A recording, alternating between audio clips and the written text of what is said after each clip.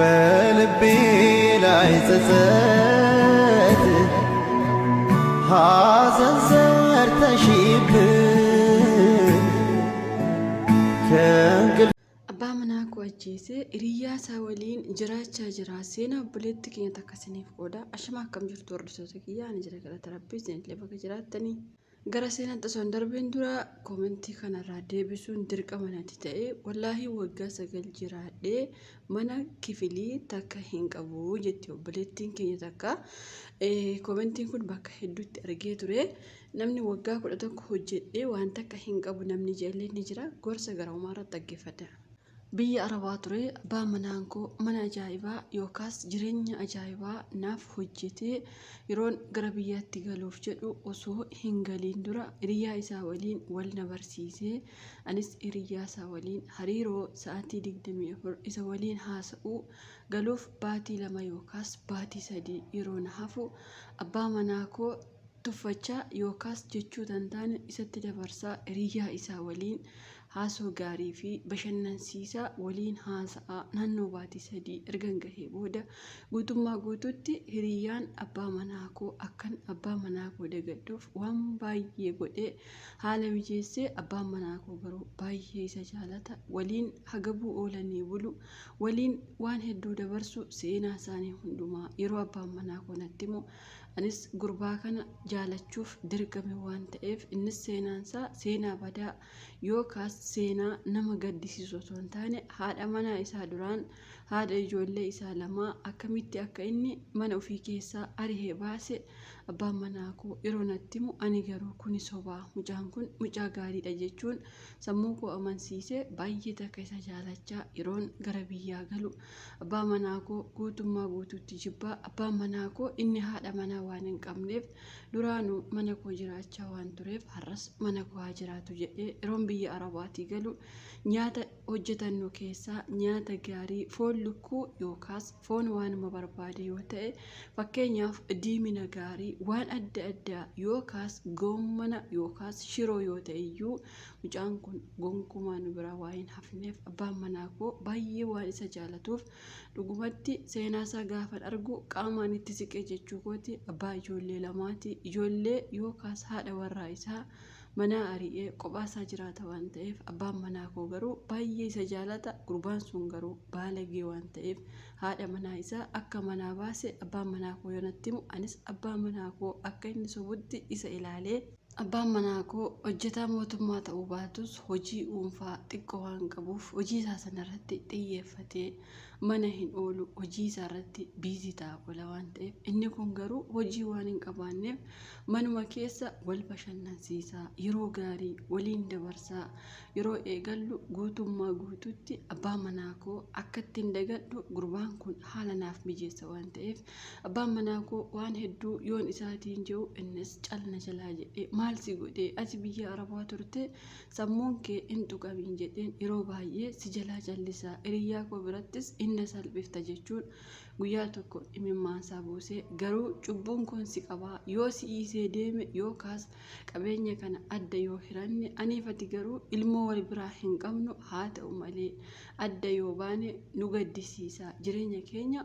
maaf diigdaa jechuun yeroo natti himu anis gonkumaa akka tinarraa adda baatu barbaada. Osoo ijoolleen godhatiin si dhiisuu barbaada malee erga ijoollee godhannee maaliif waliifna jechuun abbaa manaa koo waggaa meeqa dafqa koo walitti naaf qabee haala gaariitiin jireenya koo kunuunsee naaf kaahee halkan tokkotti isa lolee isa arrabsee aaree ani qabeenya keessarraa hin barbaadu jedhee yeroo inni manaa bahu jaarsummaa yookaan jaarsolii gurguddaa abbaan isaa fi obbolaan isaa fidanii innis gara mana isaatti erga deebi'ee booda waan fedhe haa gootu ani garuu waan tokko jechuun barbaadu biyya namaa keessatti rakkachaa turte waan ta'eef erga naan jedhee erga waan fedhe haa gootu jedhee karaan naa bahee mitiire waan hundumaa gurbaa sana waliin laayivii koo dabarsaa yoo fedhe waan barbaade gochaa fi qarshiis kennaa fi inni mana ofii dhuunfaa haadha warraa ofii waliin ergi diigee birrii hiratan sana ergi nyaatee fixee mana kiraayee jiraata waan ta'eef anis abbaa manaa kootiin maal ta'a yoo as galee maaliif mana kiraayee jiraata jechuun maal qaba qarshii hin qabu ilmi namaa hin guddata gad deebi'a nutis akkas ta'uu dandeenya, alli keenya akkas ta'uu dandeessi waan ta'eef ijoolleen isaa lamaan maatii isa bira waan jiraniif kootu asaa galuu jedhee abbaa manaa koo yeroon gaafadhu abbaan manaa koos eeyyin ani hiriyaa koo baay'een jaaladha garuu ati nama natti gashiti jetta jedheen si sodaadhe malee jechuun yeroo isa gaafatu innis argadheera jechuun kutaa tokko laannee fi mana keenya galaa halkan abbaan manaa koo yeroo rafu animmoo haqee isa bira bulaa abbaan manaa koo guyyaa tokko halkan ribaa ka'ee of biraana dhabee maal taatee eessa baddee sammuu tuqamemu jechuun battalumaan barri banatee gibbii keessa na barbaadu yeroo haqu ani garuu namicha bira yookaas hiriyaa koo bira waan hin jiruuf dafee isa biraa ka'ee siree korra kee ciisee ati maal taate shinti beeteen jira miti moo jechuun isa lolee ati eda maraataadhaa jedhee kan inni naaf jedhee cinqame erga isa lolee booda hiriyyaan isaa yaada siif kenna ishii jettaayi jechuun yeroo naaf qoodu anis yaadni kun maalii jechuu yeroo isa gaafu abbaa manaa kee summii nyaachisii addunyaa kanarraa lubbuunsaa akka darbu godhii jechuu yeroo na gaafatu halkan tokkotti inni yaada kana naaf qoodee booda anis summii isa nyaachisee abbaan manaa koo osoo iyyuu osoo maraatu lubbuunsaa addunyaa kanarraa yeroo dabartu haa ta'u malee aniif hiriyyaan koo sirriitti waan beeknuuf maal ta'e akka nu kubsate gara mana yaalaa dafnee geessuu dhiifne erganni du'ee lubbuunsaa keessaa baatee mana yaalaa erga geessinee booda qoricha ta'uunsaa hin beekama mitiire abbaa manaa koos owwaalamee amma karaan siif bahee naan hin jettaniire gurbaa kanatti hafee edaa yeroo abbaan manaa koo narraa boqote ani hin beekne malee ulfa waan hin ta'eef abbaan manaa koos erga boqotee mucaa'uma kan abbaa manaa koo mucaa ilmaa tokko ergan argadhee booda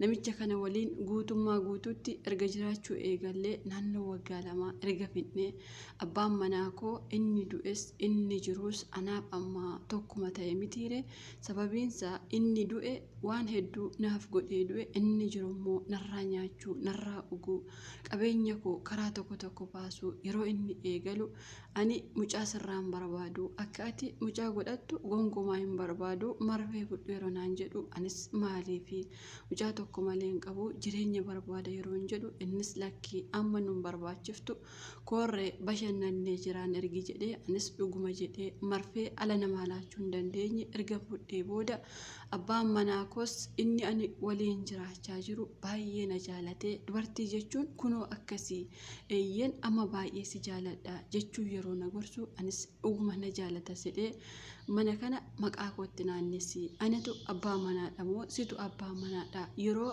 gibirri yookaas manni kaffalamu ibsaa bishaan waan adda addaa yeroo kaffallu maqaa kee waama waan ta'eef maal godha kuni jechuun yeroo inni natti dubbatu anis dhuguma jedheen abbaan manaa koo duraan baajaajii jedhee suuqii jedhee mana ajaa'ibaa jedhee waan naaf ijaareeruuf manni kireeffamus kophaatti waan jiruuf anis haa ta'u kaa jedheen guutummaa guututti erga maqaa isaatti galgashee booda maqaa isaatti galgashee naannoo baatii torbaa osoo hin ta'iin mana kanaa bahuu hin dandeessaa yookaan lubbuu kee dhabdaa jechuu yeroo billaa fudhattee na doorsisu egaa maalan qabaree mucaa koo tokkicha fudhee mana sanaa bahuu mitiire osoo waa tokko harkatti hin qabatiin mana sanaa lubbuu koo fudhee halkan bakka rafutti yeroo inni na ajjeesuuf jedhu anis gara mana maatii kootti ergan badee booda si'iif bagaa nuti duraanuu abbaan manaa kee duraa maal ta'e akka du'e guutummaa guutuutti hin beekna situ balaa baataa maaliif gurbaan kun ergitti heerumte immoo manaatii si ari'ee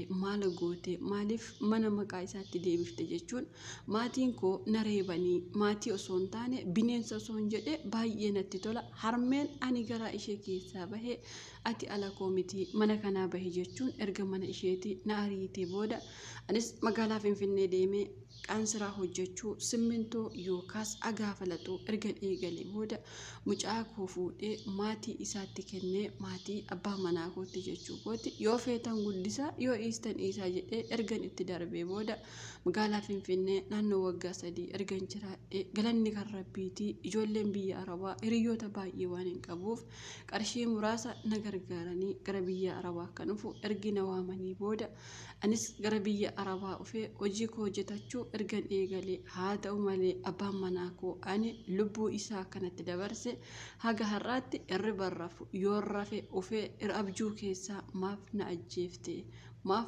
lubbuu kootti buttee maaf akkas na goote jechuun hirriba keessaa na naasisee yookaas na rifaasisee waan na kaasuuf hamma ammaatti gurbaan sun sargii ajaa'ibaa godhatee abbaa ijoollee lamaayyuu ta'ee waan jiruuf anis bakka inni jiru isa dagadhee jira. Qabeenya hamma kanaa guutummaa guutuutti isaaf dhiisee maatiin koollee baga jechuun ergi na dhiisanii booda fira tokkos of duubaa erga dhabee booda garuu abbaan manaa koo ammallee abjuutiin natti dhufee ammas siif hin mijatu ganaa gubattaa maaliif lubbuu kootti taphatte jechuun halkan abjuutiin ufee waan na doorsisuuf anis waan godhu wallaalee hamma ammaatti halkaniif guyyaa taa'ee boohu malee furmaata tokkollee waan hin qabaanneef namoota baay'ee yeroon gaafadhu abbaan manaa kee maal ta'ee du'e yeroo naan jedhan dhukkubsatee ana hin beeku hoteelaa nyaata nyaadheen dhufe jedhee battalumaan du'e osoo hin jedhee odeessaa jiru afaan koo na xaxamee imimmaa waan na qabatuuf rabbiin dhugaa hin baasan natti fakkaata. Erga waggaa meeqaa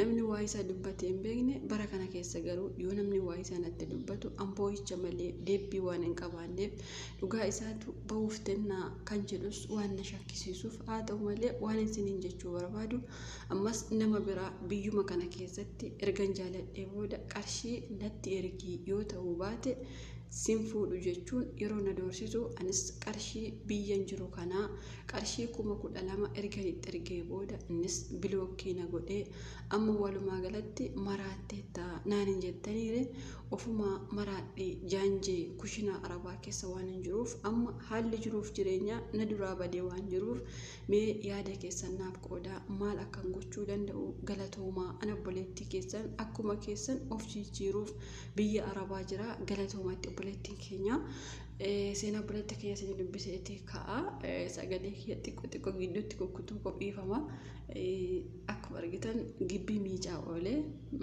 owwaara baay'ichaa jechuudha asumarran dhiifama isiniin jechuu barbaada. Seenaa obboleettii keenya namoonni dhaggeeffatan yaada keessan qooduuf hin dagatina viidiyoo isinitti tole laayikii gochuu hin dagatina.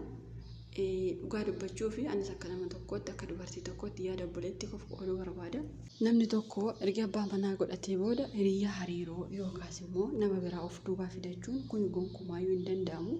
Sababiin isaa nama tokko wajjin gaafa haasoo eegaltu abbaa manaa keessa dagachiisu yookaas immoo haala jiruuf jireenya keessa dagachiisuu waan danda'uuf namoonni tokko dhiirri gara biraan abbaa manaa isaaniirraa waan caalu yookaas immoo wanti hundi abbaa manaa isaanii olitti kan itti fakkaatu waan ta'eef keessaafuu bara kana keessa abbaa manaa amanamaa yookaas immoo abbaa manaa dafqakee walitti siif qabu hin argamu waan ta'eef garuu namoonni baay'een abbaa manaa sana akka warqiitti osoo ilaalanii gaariidha jedhee yaada.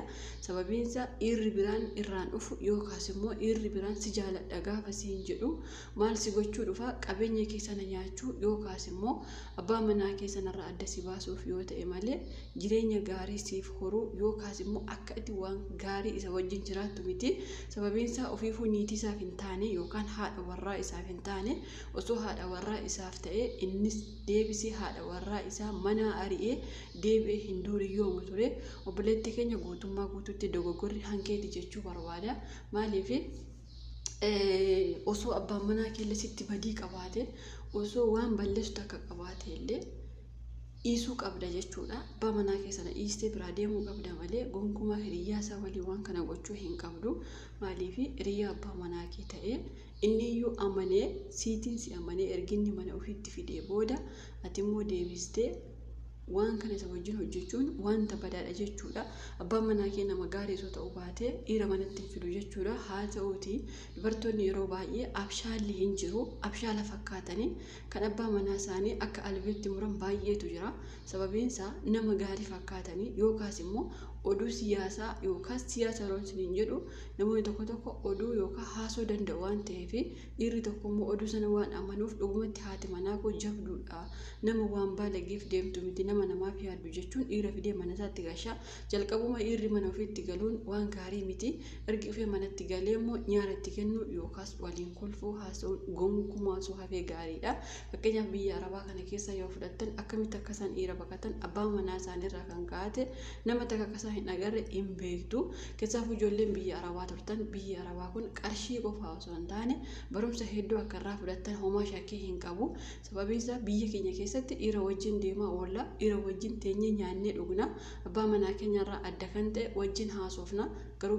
Garuu biyya kanatti akkasumatti hundi keessanuu ni beektanii barumsa hedduu fudhattanii akka gara biyyaa galtan homaa shakkii takka hin qabu. Biyya Arabaa mana barumsaati malee bakka itti qarshii qofa argatan miti. Kana akka amantan hundi keessan homaa shakkii hin qabu. Obboleettii keenya ammallee deebistee qarshii 12,000 namni si fuudha jedhee kenneefii jira jettee jirta. Rabbi obsa siif haa kennu. Nama akkasii gorsuu osoo hin taane osoo akka maal goote namni sun baalagee waan ta'eef irraa deebi'uu hin danda'u. Kanaafuu sa'aatii koo fudhee si gorsuu hin barbaadu.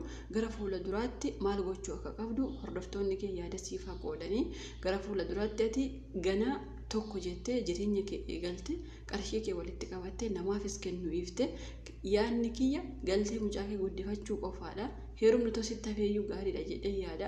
Maaliif abbaa manaa gaarii arge rabbiin sii laate ofii kee addunyaa kanarraa immoo lubbuu isaa dabarsite homaa faayidaa siif qaba irri biraan jedhee hin yaadu. Ani yaadni ani qabu kanuma hordoftoonni kiyya immoo yaada siif haa qoodanii. Gara koomentii waggaa 9 hojjedhee homaa ofirraa hin qabu yookaas mana kifilii tokko hin qabu jedhu kanatti yeroo hin deebi'u ijoolleen baay'een yaadni isaanii haadha gargaaruu, abbaa gargaaruu, obboleessa gargaaruu, jaalallee yookaas abbaa manaa gargaaruutu ijoollee biyya Arabaatti hambisaa. Haa ta'uuti dafqi keenya bakka hedduutti baha hin beeka. Sababiin isaa ijoolleen biyya Arabaa baay'ee gara raaftanii hundi keenya garaan laafna. Ani dhugaa dubbachuuf ergin biyya kana dhufee maal jedhee isinitti dhugaa itti hin amanuu hin dandeessanii.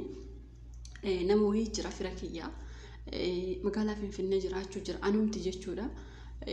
Mucaan sun eebbifamuuf torbee takkaatu isa hafaa. Birri 10,000 arginaan jedhee indi yeroo san erginee fi mucaan sun agarraa inni ooda. Maaliif dhugaa itti hin amanuu isuu dandeessu. Ijoolleen baay'een keessan ilma eessuma koo, ilma daadaa koo, ilma abaluu koo, ilma ekelee kootti biyya Arabaa waggaa meeqa yoo teenye illee nuuf hin guutu. Sababiin isaa qarshii nuti namaaf Itoophiyaatti arginu qarshii xiqqoo nutti fakkaachuu danda'a. Garuu qarshii xiqqoon suni waggaa meeqa akka hin teenyu ji'a 1 ji'a 2 nurratti fixa akka deemu hin beeknu. Gaafa gidee waggaa 9 waggaa 8 waggaa 7 finnu immoo edaa nama akkanaati, edaan nama akkasiiti. Hiriyyaan koo mana ijaaratte, hiriyyaan koo akkas taate, ani garuu waan takka hin qabu. Ani eessa ture akkasitti of ilaalla jechuudha. Booda gorre osoo waan kanarraa of eegganne gaariidha. Nama gargaaru osoo ibsanii guutummaa guutuutti gaariidha jedhee yaada. Haadha kee abbaa kee yoo ta'e rakkoo cimaa keessa yoo jiran mana kiraa kaffalu yoo ta'e yoo dandeessee fi mana ijaaruu fi yoo dadhabde immoo mana kiraa irraa kaffaltee nyaata isaanii kan isaan nyaatan ji'a ji'aan 100 takka yookaan 200 yoo laattee fi kuni gahaadha jechuudha. Kanarraan kan hafe obboleessi koo rakkataadha, obboleessa koof baajaajii bitaa, obboleessa koo akkana godhaa, obboleessa koo barsiisaa warri jettan umurii keessan biyya Arabaatti fixxanii. Maaliif obboleessi kee carraa tokko qaba. Obboleessi kee carraa mata argatte innis carraa argachuu danda'a. Hojii barbaaddachuu yookaas immoo agaa falatee jiraachuu danda'a. Namoonni baay'een keessaafuu namoonni obbolaa 2-3 qaban obboleessa gosa tokkoof kana yoon godhe inni tokko immoo maannaan jedha. Isa kanaaf yoon akkas godhe inni kun maannaan jedha. Kanatti umuriin keessan biyya namaa keessatti umuriin umuun homaatii miti. Hunda keenya umuriitu uume. Ani akkuma yeroo baay'ee na beektan mana Arabaa arge ture. Waggaa 9 ol isiniin jedhee jira. Haga waggaa 10 oliitii iyyuu haa ta'u iyyuu malee biyya kana keessatti umurii keenya yoo fidne dafqi keenya immoo yoo lafa jiraate homaa shakkii tokko hin qabu. Umuriin umuunsaa jechuudha. Sababiin isaa biyya yoo ta'e illee umurii inuma uuma, as yoo ta'e illee umurii inuma uuma jechuudha. Garuu warra biyyaa caalaa yookaas immoo warra biyya Arabaa jiru caalaa eentu humna qaba, eentu immoo akkaataa humna isaatti yookiin sirriitti jiraachaa jira. Kooree bashannanee nyaata gaarii nyaate yoo jenne warra biyyaati jechuudha. Kun homaa takka shakkii hin qabu. Amma fakkeenyaaf ijoolleen biyya Arabaa gaafa biyya galtanii istaayilii adda addaa jijjiirra jettan hin beektanii hundi keenya hin beeknu jechuudha. Gaafa humna qabna jettanii bishaan fudhachuuf kaatan hin dandeessan jechuudha. Hiriyyaa kee biyya teessutu si caala, hiriyyaa kee ilmoo qabdutu si caala.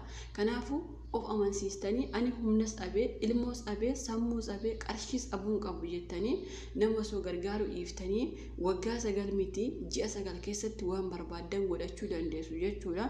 Kanaafuu obboleettii keenya kanarraa barumsa fudhattanii warri nama gargaaru abaluun koo akkas ta'e ekileen akkasitti du'uu fi akkasiin akkana ta'e warri jettanii qarshii keessatti haasoftan osoo qabattanii gaariidha isiniin jechuu barbaada.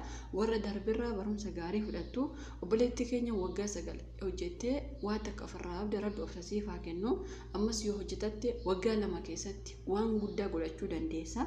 Mana ajaa'ibaa yookaas waan barbaadde waan gaarii tokko hojjetachuu dandeessa. Sababiin isaa akkuma beektan biriin ol ka'ee waan jiruuf waggaa tokko keessatti iyyuu waan feete hojjechuu dandeessa.